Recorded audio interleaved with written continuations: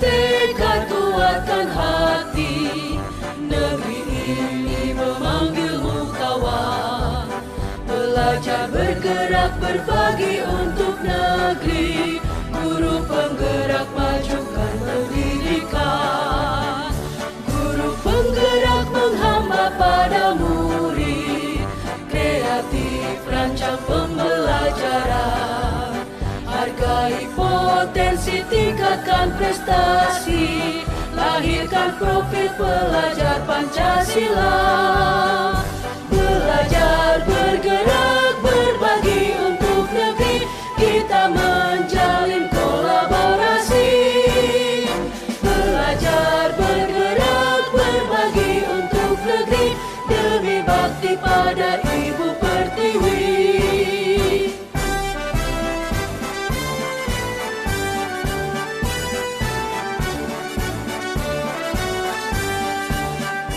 Bulatkan tekad, kuatkan hati. Negeri ini memanggilmu kawan. Belajar, bergerak, berbagi untuk negeri. Guru penggerak, majukan pendidikan. Guru penggerak menghamba pada murid. Kreatif, rancang pembelajaran. Hargai potensi, tingkatkan prestasi. Lahirkan profil pelajar Pancasila. Belajar, bergerak, berbagi untuk negeri. Kita menjalin kolaborasi. Belajar, bergerak, berbagi untuk negeri. Demi bakti pada Ibu Pertiwi. Belajar, bergerak, berbagi untuk negeri. Kita menjalin kolaborasi. Belajar, bergerak, berbagi untuk negeri. Demi bakti pada Ibu Pertiwi. Demi bakti pada Ibu Pertiwi.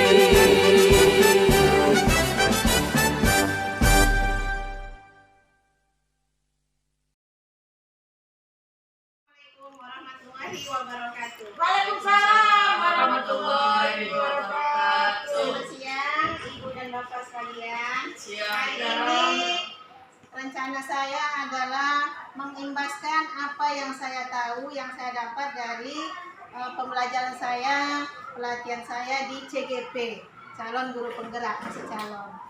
Jadi rencana saya adalah mengimbaskan materi saya tentang budaya positif. Nah, sebetulnya budaya positif yang di sekolah kita di sini sudah ada. Yang mana itu ya sama seperti yang kita ketahui. Contoh budaya positif itu yang pertama yang kita sudah jalani, saling menghormati. Nah, saling menghormati sesama kita, sesama murid, sesama kepala sekolah ya. Itu sudah kita kemudian budaya positif yang sudah masuk dalam program kerja kita sehari-hari. Contohnya Jumat religi. Nah, itu budaya positif. Kemudian menyambut anak di gerbang. Itu termasuk budaya positif. Terus apa lagi? Banyak. Coba dulu kita pikirkan apa lagi yang selama ini ya. Gotong royong. Nah, itu termasuk budaya positif. Terus apa lagi? Tutup sampah. Mengutip sampah, letakkan sampah pada tempatnya. Ya kan, itu termasuk budaya mungkin ya, budaya positif kita di sekolah ini dalam menggerakkan disiplin sekolah. Ada sedikit saja mau kita rubah. Yang mana itu selama ini kan kalau kita menerapkan peraturan kepada anak, biasanya asalkan menerapkan disiplin, kita selalu saja menggunakan hukuman. Tidak ya kan? Bagaimana permasalahan anak yang kita hadapi selama ini, umpamanya terlambat, menghadapi anak yang terlambat. Selama ini kita dalam membuat anak yang mengatasi masalah yang terlambat, selalu saja kita menghukum. Nah, jadi budaya positif yang akan saya ubah dari kebiasaan kita menyelesaikan masalahnya itu dengan cara restitusi. Restitusi itu apa?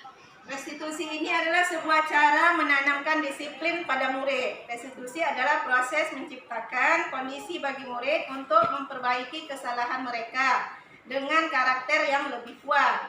Restitusi juga proses kolaboratif, yang mengajarkan murid untuk mencari solusi untuk masalah dan membantu murid berpikir tentang orang seperti apa yang mereka inginkan dan bagaimana gali apa kenapa dia seperti itu, berarti kan ada kebutuhan yang ingin dicapainya. Gunakan segitiga restitusi.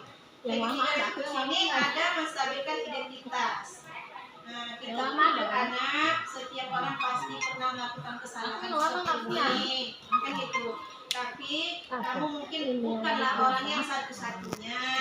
Ibu dulu juga pernah mengalami yang seperti ini, tetapi itu tak ada gunanya, kan gitu.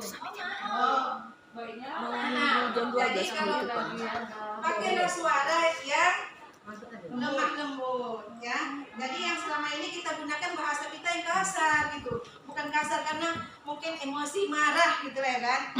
Nah, kita panggil anak, udah sepatunya warna putih, tapi dipanggil dia nggak mau datang, malah lari, kan gitu. Jadi buat kita tuh emosi.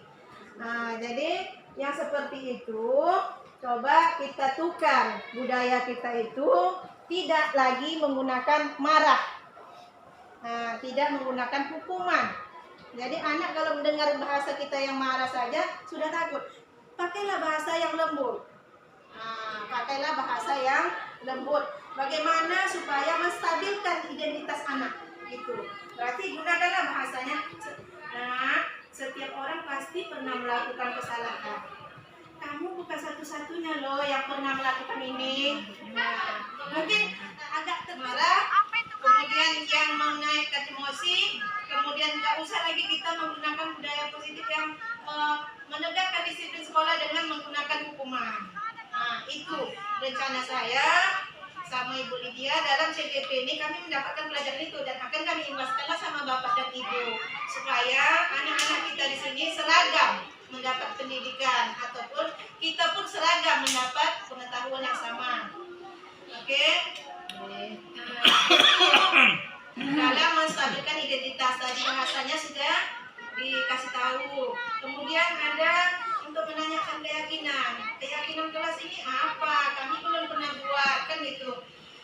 Saya sudah coba buat keyakinan kelas dan juga kesepakatan kelas. Itu juga termasuk budaya positif. Setiap kita masuk kelas, ada baiknya kita buat kesepakatan kelas.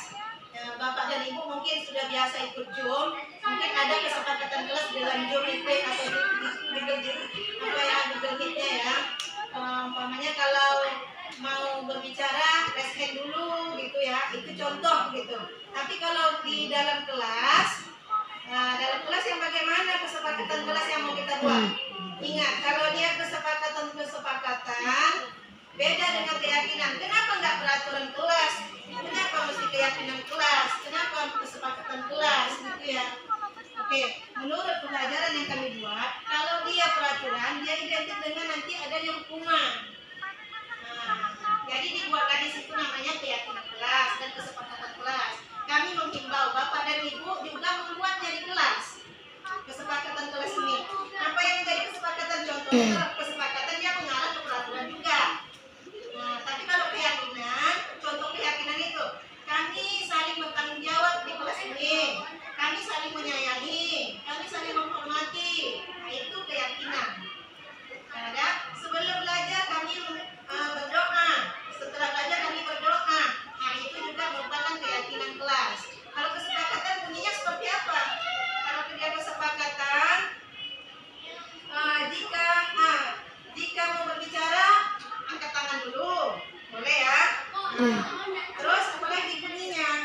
Contoh kesepakatan kelas, jika ingin ke toilet, permisi dahulu. Nah, terus apa lagi? Banyak. Membuang sampah. Iya, membuang sampah pada tempatnya, itu termasuk kesepakatan. Jadi bedakan dia dengan keyakinan kelas. Kalau dia keyakinan kelas, itulah bunyinya berdoa sebelum dan setelah, yang mengabarkan keyakinan. Jadi tadi yang buat, kan gitu. Masih keyakinan, kesepakatan. Gitu. Itulah tadi kalau dia peraturan identiknya nanti akan menggunakan hukuman. Jadi kita menghindari hukuman supaya belajar anak merdeka di sekolah kita. Oke, kita berharap anak merdeka kita di sana. Nah, contohnya apa bunyi pertanyaannya kalau mengatasi masalah anak, kalau memvalidasi tindakan yang salah. Nah, contohnya itu, kamu tentu punya alasan kenapa melakukan ini nak. Gitu. Nah, macam seperti yang sepatunya tadi putih. Nah, kamu tentu punya alasan. Kenapa pakai sepatu warna putih ini nak? Kita menanyanya dengan lemah lembut. Kasih waktu dia berpikir. Jangan terus kita terus-terusan yang berbicara terus. Kamu kok pakai sepatu putih? Kamu kan tahu peraturan sekolah ini. Nah, itu sudah tidak usah digunakan lagi. Jadi budaya-budaya positif ini akan tercipta bila kita bekerja sama. Makanya saya mengimbaskan kepada Bapak dan Ibu supaya kita seragam di sekolah ini mendapat pengetahuan yang sama. Kemudian apalagi contoh pertanyaan yang kita lontarkan kepada anak yang bermasalah, adakah cara yang lain yang lebih efektif? Cara kami yang lain untuk mendapatkan kesenangannya tadi, pakai sepatu putih itu karena kesenangan umpamanya kan.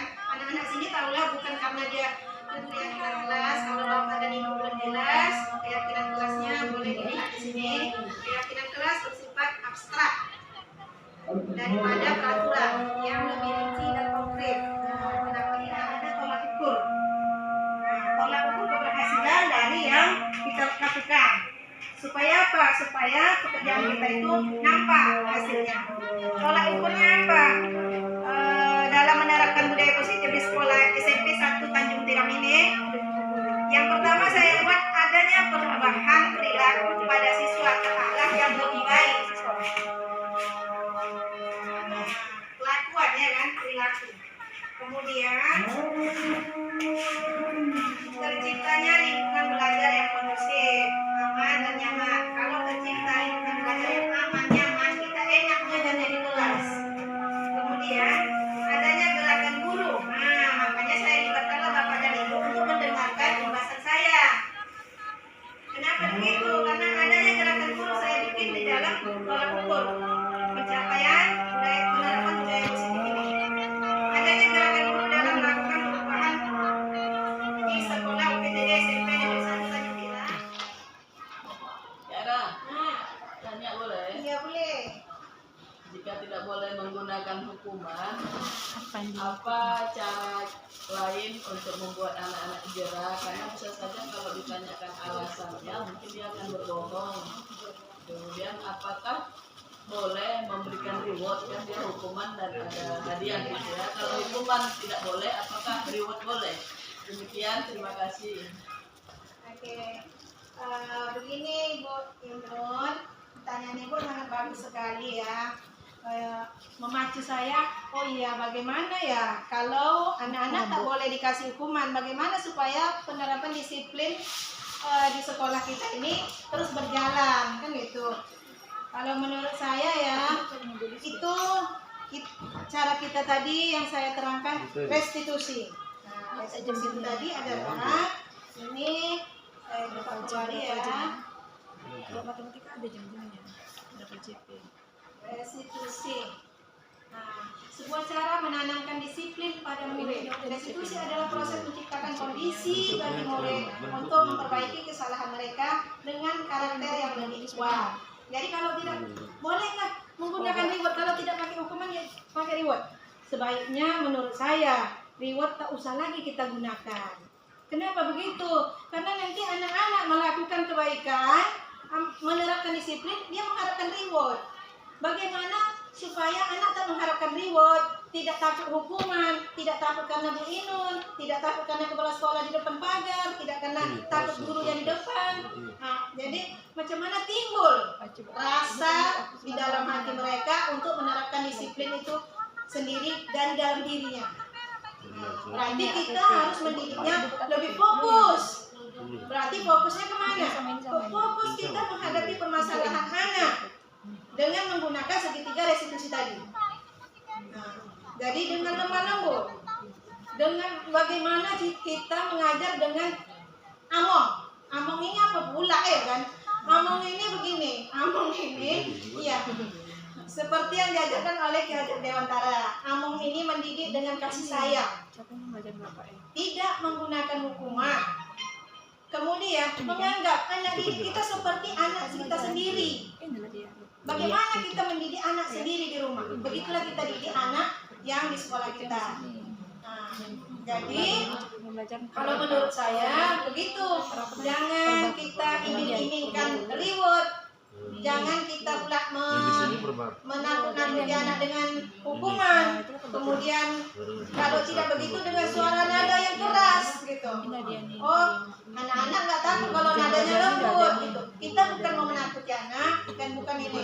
Kita menerapkan disiplin budaya positif ini. Bagaimana supaya anak merdeka belajar di sekolah kita.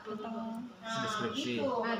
Terus bagaimana ya supaya anak mau tapi tidak karena besok pagi Bu Era piket ataupun Bu Inul piket di depan gerbang. Ibu itu pagi, aku takutlah, aku cepatlah datang. Nah, itu yang tidak kita inginkan. Kemudian gini, aku belajarlah besok. Nanti kalau siapa yang dapat, tahulah Bu Inul dikasih aku hadiah.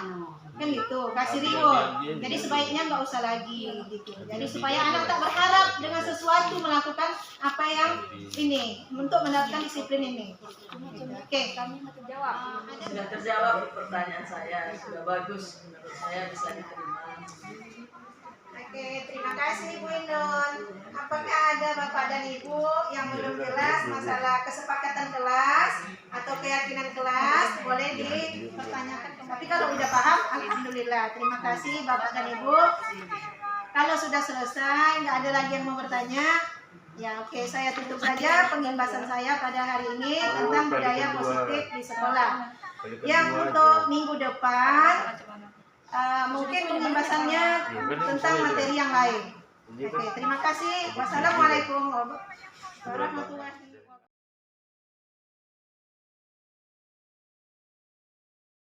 Oke, sebelum kita belajar, kita membuat keyakinan kelas terlebih dahulu ya. Oke, kita angkat dulu lagi ya.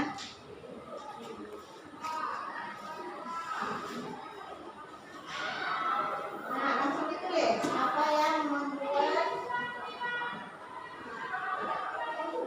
dirimu melakukan duduk.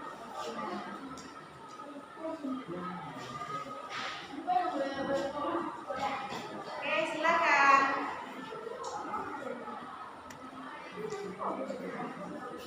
Sudah? Ya, satu orang satu saja, tapi jangan sama ya. Nanti kita tempelkan, mau kita tempelkan di kertas ini ya. Kita tempelkan di sini ya, ya. Nanti kita buat di pojok kelas ya. Oke, sudah sampai dia selesai. Oke, sini. Mari. Oke, ya. Coba dulu. Coba baca. Udah. Baca.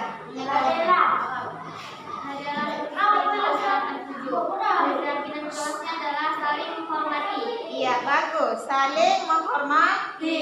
Kita sepakat ini ya. Keyakinan kelas kita ya. Oke. Coba baca lagi nak.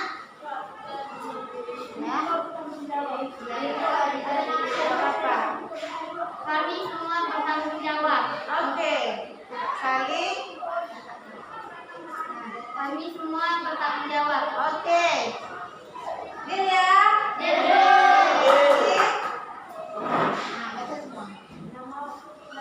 Nama Ria, keyakinan kelasnya adalah saling menyayangi. Oke. Saling menghormati, saling bertanggung jawab, saling menghormati. Bagus ya. Tempelkan. Nama Nurhaliza, keyakinan kelasnya adalah saling menyayangi. Oke. Saling menyayangi. Menurut Ibu, apa kita tempelkan pakai nama ya? Nanti namanya kita potong ya. Oke. Keyakinan kelas 1.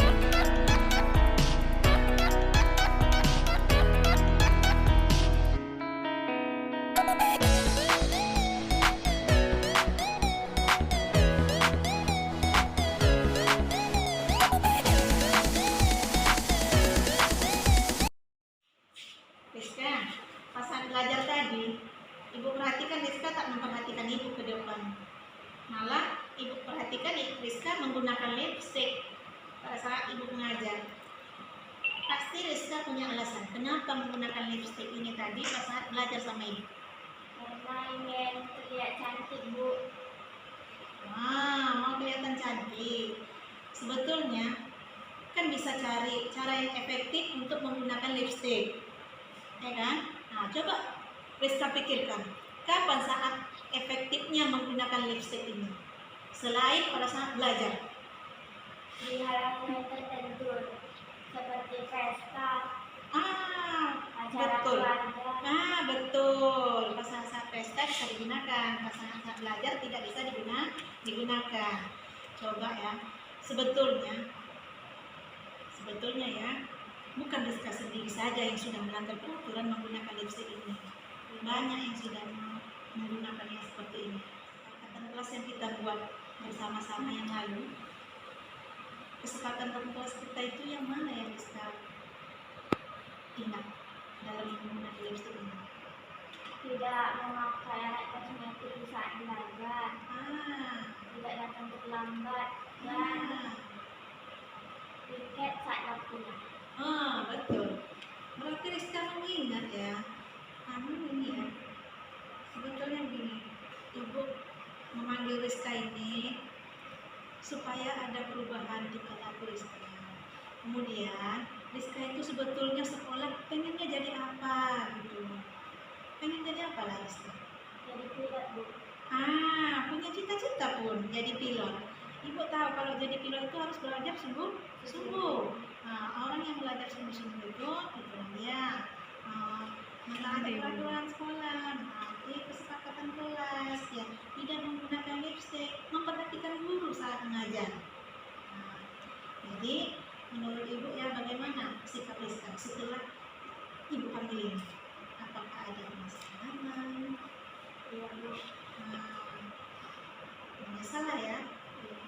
Kalau sudah ada penyesalan, menurut ibu berharap untuk kedepannya Rizka tidak lagi menggunakan lipstick ini pada saat ibu menerangkan ataupun pada saat kita jam belajar. Ya, perhatikan seksama. Kalau memang kita dikasih tugas kelompok, dikerjakan tugas kelompoknya. Kalau memang itu tugas pribadi, ya dikerjakan. Gitu. Jadi menurut ibu tak paling lagi dipanggil orang tuamu gara-gara lipstick ini. Ya, ini untuk kesekian kalinya kan kita menggunakannya kan. Oke. Berikutnya setelah ini apa harapan Rizka? Tidak memakai lagi. Iya, harapannya tidak menggunakan ini lagi. Terus betul-betul lah belajar sungguh seperti seorang pelajar. Oke. Kalau sudah menyesal, ya ibu untuk kedepannya kita ini ya belajarlah untuk ya. Oke. Terima kasih ya untuk mematuhi kesepakatan kelas kita. Oke.